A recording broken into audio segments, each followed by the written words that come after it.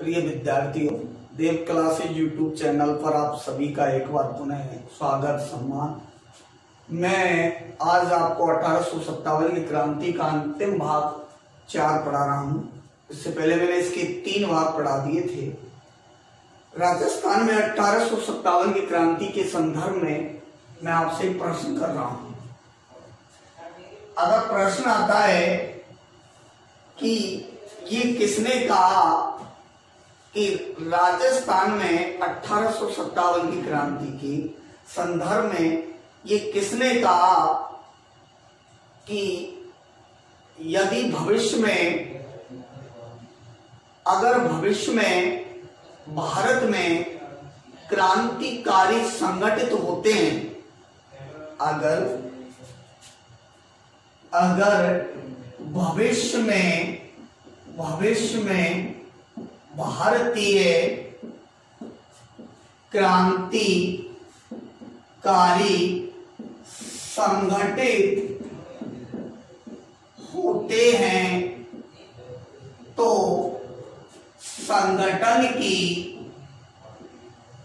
धुरी या केंद्र उदयपुर होगा, ना कि दिल्ली। ये किसने कहा? अगर भविष्य में भारतीय क्रांतिकारी संगठित होते हैं तो संगठन की धुरी या केंद्र उदयपुर होगा, ना कि दिल्ली। ये किसने कहा? ये किसने कहा था? ये प्रश्न है। अगर ये आता है तो आप सुनिएगा। इस टाइप का अगर प्रश्न आता है तो ये मेवाड़ की पॉलिटिकल एजेंट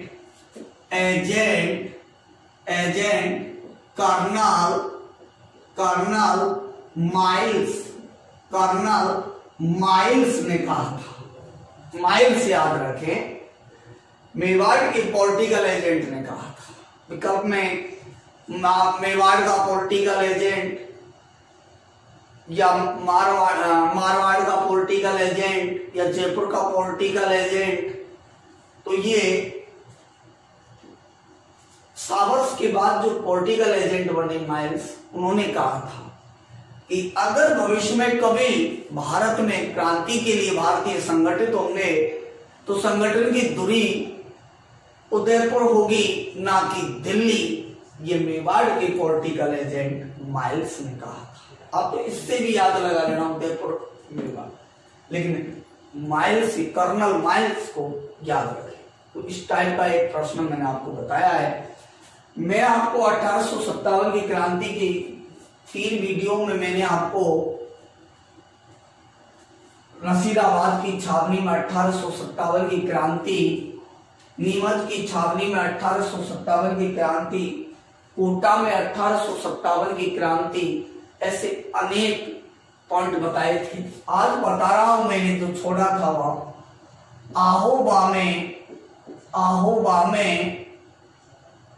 आहोबा में 1857 की क्रांति। तो पहली बात तो ये याद रखें बेटा कि आहोबा में 1857 की क्रांति, तो आहोबा ये पाली जिले में स्थित था। कहां था? पाली जिले में। लेकिन उस समय रियासत थी, तो ये रियासत काल में ये मारवाड़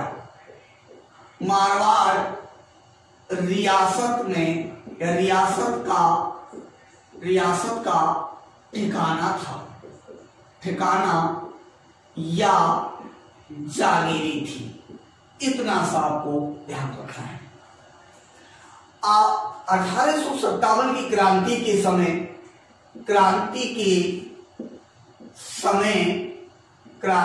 समय आहोबा के जागीरदार कुशाल सिंह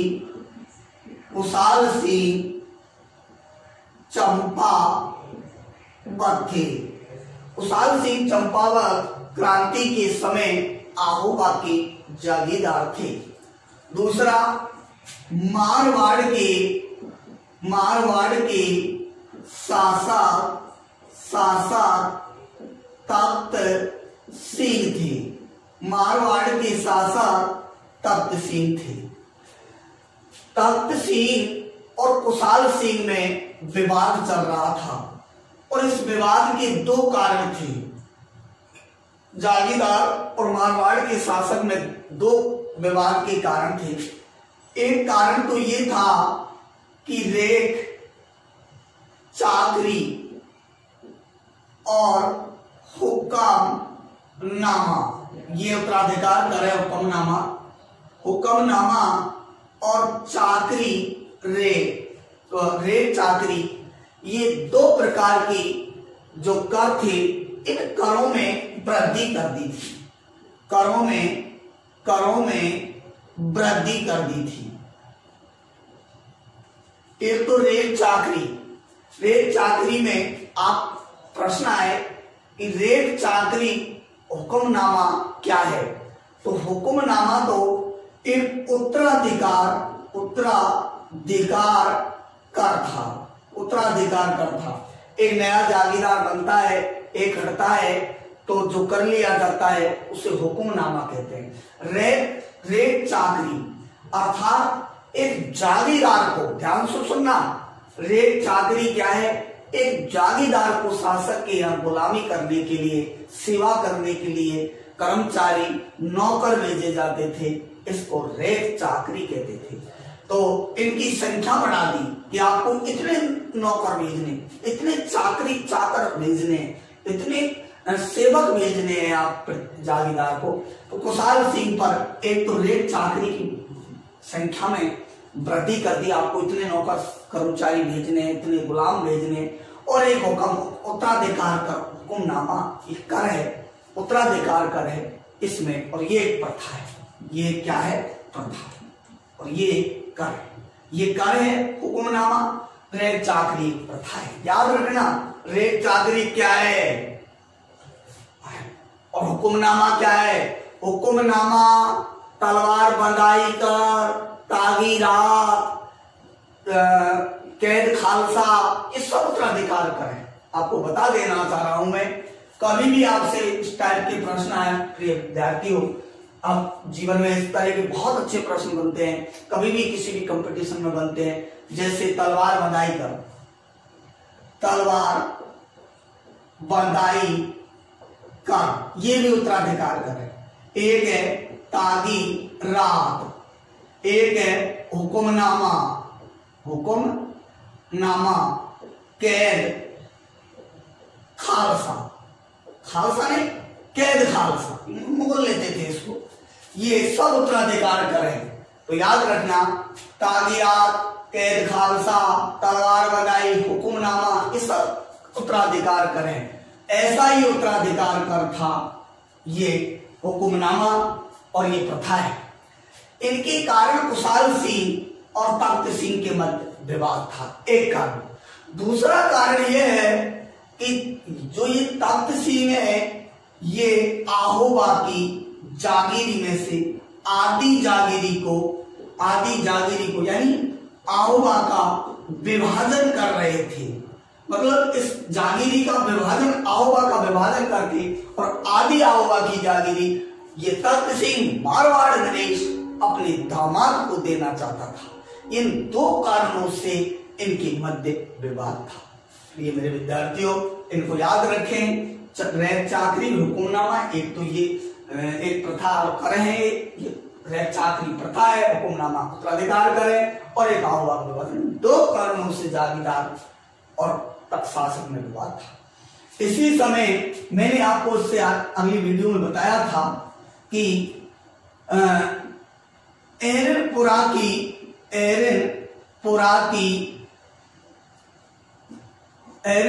की छावनी के सैनिक कुशाल सिंह से आकर मिले।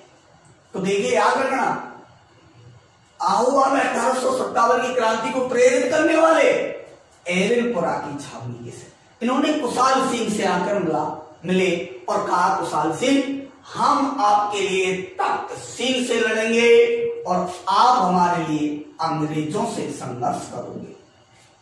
यह अंग्रेजों से आप हमारे लिए, कुशाल सिंह आप हमारे लिए अंग्रेजों से और हम आपके लिए मारवाड़ के शासक तख्त सिंह से संघर्ष करेंगे। इस बात पर इनकी समझौता हो गया और इन्होंने विद्रोहियों का नेतृत्व स्वीकार कर लिया। नेतृत्व स्वीकार करते इनके साथ बहुत जागीरदार भी थे, जैसे गुलर के बिशन सिंह,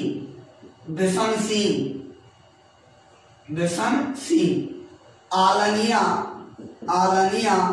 बास के अजीत सिंह, जैसे लामिया के पृथ्वी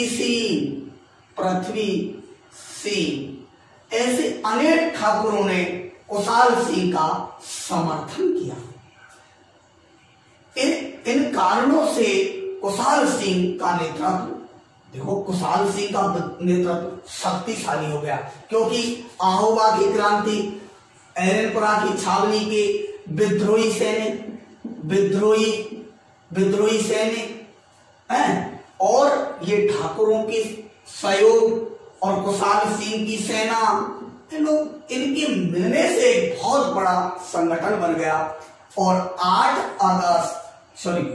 सितंबर 1857 को बिठोड़ा का युद्ध हुआ। ये बिठोड़ा पाली में है और बिठोड़ा के युद्ध में एक तरफ अंग्रेजी अधिकारी हीथकोट और दूसरी तरफ कुशाल सिंह और विद्रोहियों का सहयोग। कुशाल सिंह चंपावत विद्रोहियों का सहयोग लेकर और हीथकोट, इनके मध्य बिठोड़ा में एक भयंकर युद्ध हुआ और इस युद्ध में कुशाल सिंह ने अंग्रेजी अधिकारी, अंग्रेजी सेनापति हीथकोट को हरा दिया और हीथकोट की सहायता के लिए आए मारवाड़ के ओनाड सिंह की हत्या कर दी। ओनाड सिंह ये मारवाड़ के सेनापति थे, जो तख्त सिंह ने अंग्रेजों की सहायता के लिए भेजे। ओनाड सिंह की कुशाल सिंह ने हत्या कर दी और ये बिठोड़ा का युद्ध जीत लिया। इसके बाद दूसरा युद्ध हुआ चेलावास का युद्ध। ये बहुत से किताबों में जो वो बताया गया है, पाली नहीं, ये जोधपुर में है। और चेलावास का 18 सितंबर 1857 को फिर एक युद्ध हुआ, जिसमें राजस्थान की सबसे बड़ी ताकत एजीजी, राजस्थान की agent governor general AGG Lawrence आ गए और कुशाल सिंह के बीच ये खतरनाक बड़ा विनाशक युद्ध लड़ा गया। इस युद्ध में कुशाल सिंह की जीत हो गई। कुशाल सिंह की जीत हुई और इस जीत के साथ ही कुशाल सिंह विद्रोहियों के राष्ट्रीय स्तर के नेता बन गए। इस युद्ध को मारवाड़ी गीतों में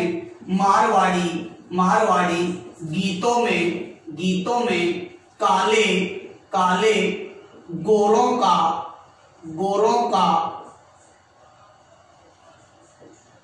का युद्ध कहते हैं। इसे मारवाड़ी गीतों में काले गोरों का युद्ध कहते हैं। चेलावास का युद्ध 18 सितंबर 1857 में लड़ा गया। ये जोधपुर में लड़ा गया।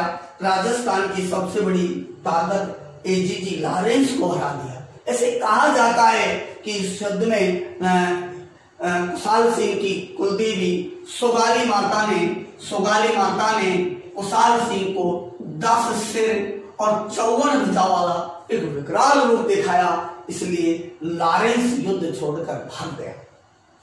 कुशाल सिंह ने पूरे विद्रोहियों के साथ मारवाड़ पर आक्रमण क्यों किया?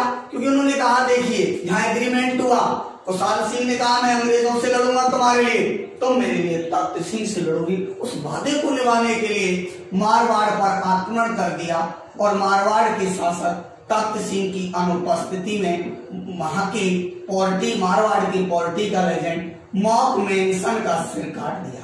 और मॉकमेंसन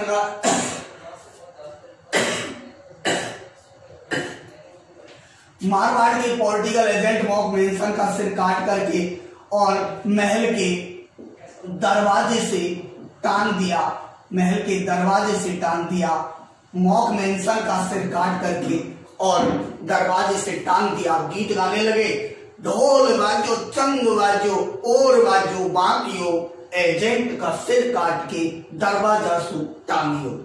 ढोल बाजो चंग बाजो और बाजो बाकियो, एजेंट का सिर काट के दरवाजा सु टांगियो। इस प्रकार से मारवाड़ में विद्रोह की ज्वाला भड़क गई, विद्रोही की संख्या अपार हो गई, ठाकुरों का अपार सहयोग था विद्रोह में। और इस प्रकार एक खतरनाक विद्रोह को देख करके याद रहे बेटा, विद्रोह को जब बढ़ गया तो विद्रोह बढ़ने के बाद 20 जनवरी 1858 को 20 जनवरी 1858 को होम्स के नेतृत्व में, डीसा मत कर देना कि डीसा और होम्स दोनों ही थे, लेकिन नेतृत्व करता होम्स के नेतृत्व में बॉम्बे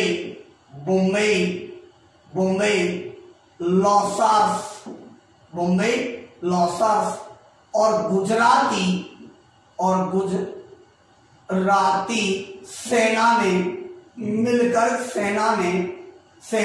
मिलकर के होम्स के नेतृत्व में बॉम्बे लॉसार्स और गुजराती सेना और बॉम्बे लॉसार्स ने होम्स के नेतृत्व में कुशाल सिंह के विद्रोह का क्या कर दिया था, कुशाल सिंह को हरा दिया। कुशाल सिंह हार करके, जो याद रखना, हारने के बाद सबसे पहले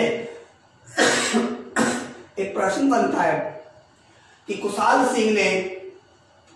सिंह आहोबा के विद्रोह में होम्स से हारने के बाद सबसे पहले किसकी शरण में गए? तो कोठारिया के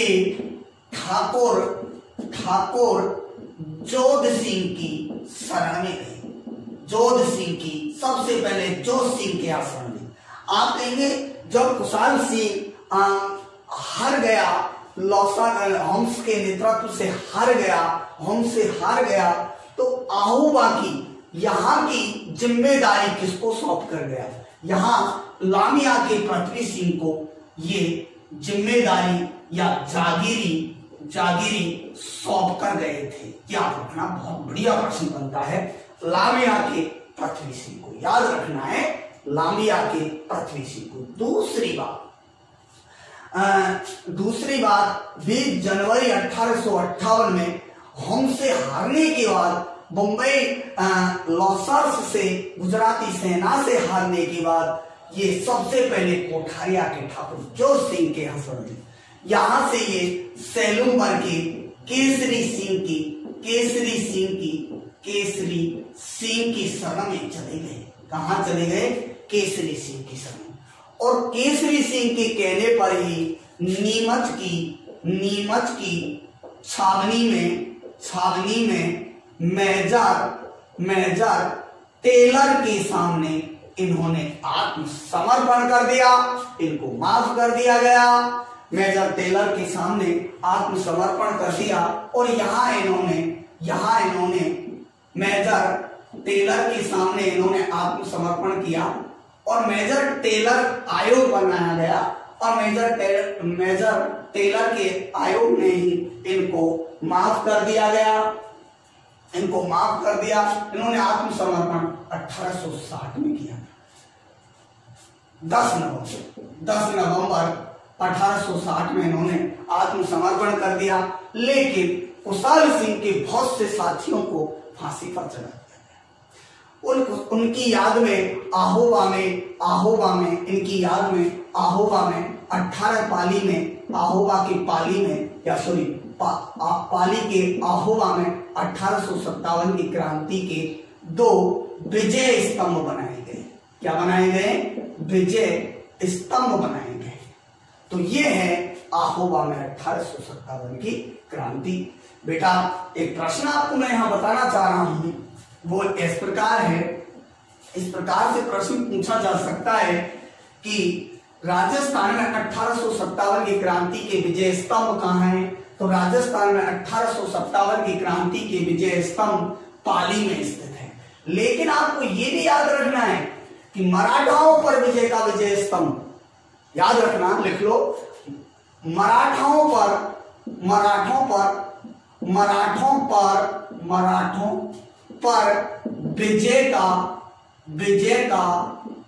विजय स्तंभ कहाँ है? वो है सरगा सूली जयपुर, ईश्वरी सिंह ने बनवाया। और अंग्रेजों पर विजय मानी है लोगों ने, भावनाएं लोगों की। और 1857 की क्रांति का विजय स्तंभ 1857 की क्रांति का विजय स्तंभ ये पाली करना है। और एक है राजस्थान का पहला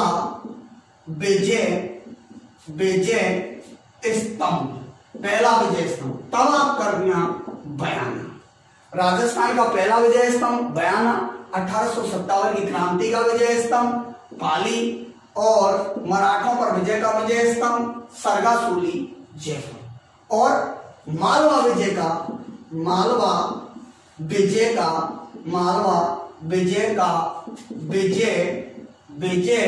स्तंभ तब आपको चित्तौड़गढ़ करना है, जो चित्तौड़गढ़ मालवा विजय का विजय स्तंभ, कुंभा का विजय स्तंभ, वो ये चित्तौड़गढ़ में। इस प्रकार से राजस्थान में कुछ विजय स्तंभ है जो आपको याद रखने। आगे देखिए, मैंने आपको इसी प्रकार के कुछ 2 महत्वपूर्ण प्रश्न बता रहा हूं आपको याद रखने के लिए, जो अति महत्वपूर्ण है वो बता रहा हूं। एक प्रश्न तो सबसे महत्वपूर्ण यह है, आप ध्यान से सुने। मैं आपसे कहूं कि राजस्थान में 1857 की क्रांति के समय मध्य प्रदेश के अंग्रेजी अधिकारियों को शरण देने वाले राजस्थान के शासक, राजस्थान का वह शासक जिसने 1857 की क्रांति के समय मध्य प्रदेश के अंग्रेजी कर्मचारियों को शरण दी थी, याद है? तो मैं आज आपको बता रहा हूं धौलपुर की बात देखें। धौलपुर में 1857 की क्रांति, तो सबसे पहले धौलपुर में 1857 की क्रांति का क्या कारण था वो देखिए। ग्वालियर और इंदौर के विद्रोह के बाद अंग्रेजी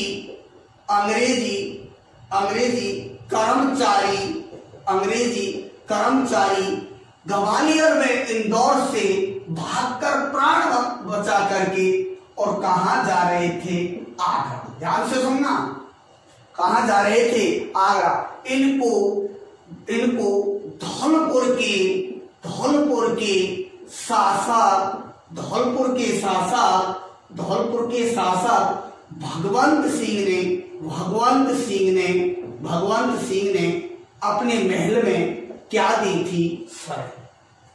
अब सोचिए सब, ग्वालियर, मैंने कहा नहीं, प्रश्न है कि मध्य प्रदेश के मध्य प्रदेश के अंग्रेजी कर्मचारियों को शरण देने वाले 1857 की क्रांति में ग्वालियर मध्य प्रदेश के अंग्रेजी कर्मचारियों को शरण देने वाले राजस्थान के शासक है तो धौलपुर के शासक भगवंत सिंह। एक था अपने महल में आगरा जाते समय शरण दी थी, इसीलिए यहाँ रामचंद्र और हीरालाल के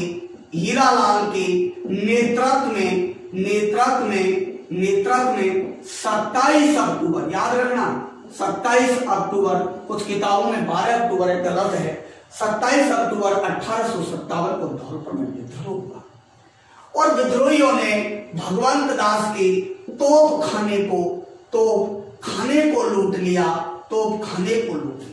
और इनको बंदी बना लिया गया। क्या बना लिया गया? बंदी।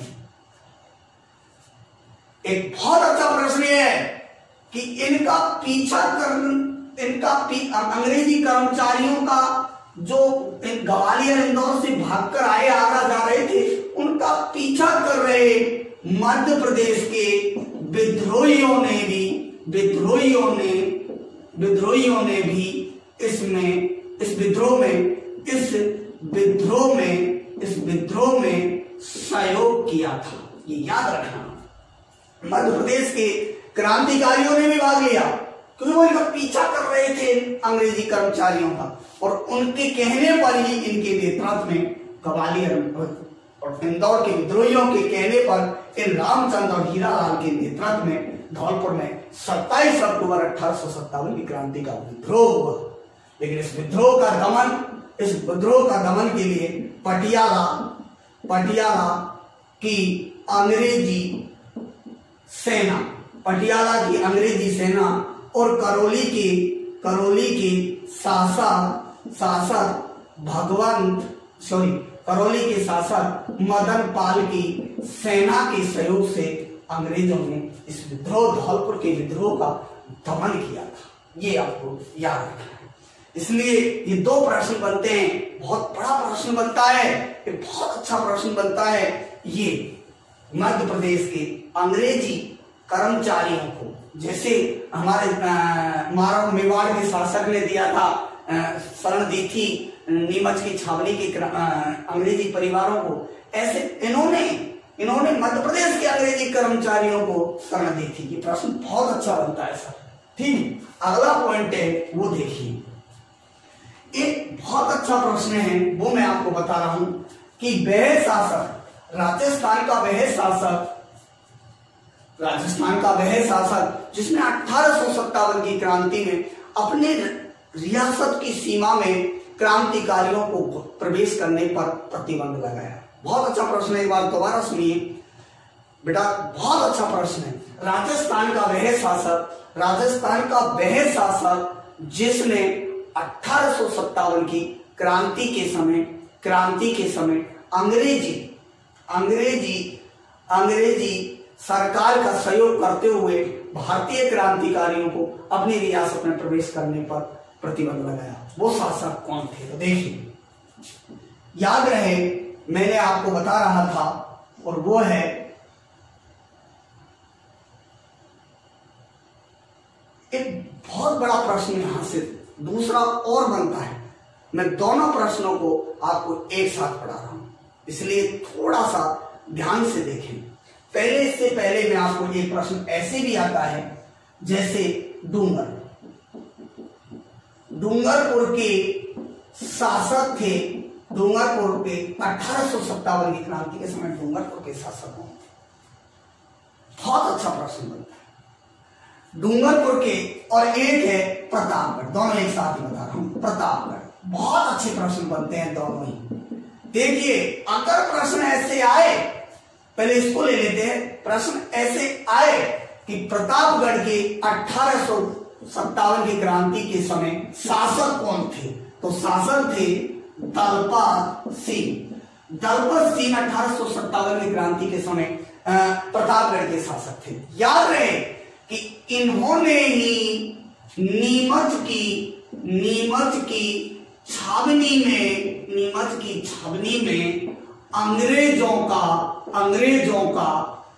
सहयोग की, नीमच की छावनी के दमन में, नीमच की छावनी के विद्रोह, नीमच की छावनी के विद्रोह के दमन में अंग्रेजों का सहयोग किया था। बहुत अच्छा प्रश्न। और इन्होंने ही क्रांतिकारियों को अपनी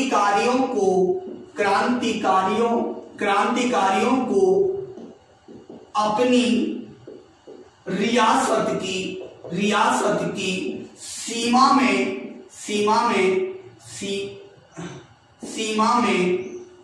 में प्रवेश पर प्रतिबंध लागू किया था। याद रखें इस टाइप का प्रश्न। 1857 की क्रांति के समय राजस्थान का वह शासक जिसने अब क्रांतिकारियों को अपनी रियासत में प्रवेश करने पर प्रतिबंध लगाया, तो आप याद रखें प्रतापगढ़ के दलपत सिंह। और 1857 की क्रांति के समय नीमच की छावनी के विद्रोह के दमन में अंग्रेजों का सहयोग किया, तब भी प्रतापगढ़। हाँ, एक ये भी बहुत अच्छा प्रश्न है। जैसे यहाँ 1857 की क्रांति के समय उदय सिंह शासक थे। पहला तो यही प्रश्न कि 1857 की क्रांति के समय डूंगरपुर के शासक कौन थे? उदय सिंह थे। इन उदय सिंह ने भी नीमच की छावनी, नीमच और खेरवाड़ा दो जगह अंग्रेजों का सहयोग किया था। तो मैं आपसे कहना चाह रहा हूं, इस टाइप के प्रश्न बहुत आते हैं कि कौन कौन से शासक हैं जिन्होंने क्रांति में नीमच की छावनी में अंग्रेजों का सहयोग किया। तो डूंगरपुर के उदय सिंह भी थे, प्रतापगढ़ के दलपत सिंह भी थे। और दलपत सिंह का ये सीमा वाला प्रश्न है, बहुत ही अच्छा है। एक प्रश्न ये है कि बीकानेर का शासक भी है। बीकानेर के एक शासक हैं, उनका नाम है सरदार सिंह। सरदार सिंह ने राजस्थान से बाहर अंग्रेजों का सबसे बड़ा सैनिक सहयोग किया। राजस्थान से बाहर अंग्रेजों का सबसे बड़ा सैनिक, राजस्थान से बाहर अंग्रेजों का सैनिक सहयोग किया। और वह सैनिक सहयोग ये 5000 घुड़सवार सेना लेकर पंजाब और हरियाणा के कई स्थानों पर, पंजाब के जैसे बाड़लू और हरियाणा के सिरसा, हिसार, सिरसा आदि स्थानों पर इन्होंने अंग्रेजों का सहयोग किया। अंग्रेजों ने इनको हनुमानगढ़ के तिब्बी परगना के 41 गांव उपहार में अंग्रेजों ने इनको भेंट किए। यानी राजस्थान से बाहर अंग्रेजों का सबसे बड़ा सैनिक सहयोग इन्होंने किया था। इसी प्रकार जैसे जयपुर, आपको पता है जयपुर के शासक कौन थे? जयपुर के शासक राम सिंह द्वितीय थे। राम सिंह द्वितीय ने 6000 की सेना दी अंग्रेजों को, 6000 की। तन मन और धन से इन्होंने अंग्रेजों का सहयोग किया, अपने राजकोष के दरवाजे खोल दिए। इन्होंने ये भी कहा कि मेरी रियासत का कोई भी नागरिक अंग्रेजों के खिलाफ आवाज उठाएगा तो मैं सजाए मौत दूंगा। इन्होंने जैसे बिलायत खां ये विद्रोह करना चाहते थे। इनायत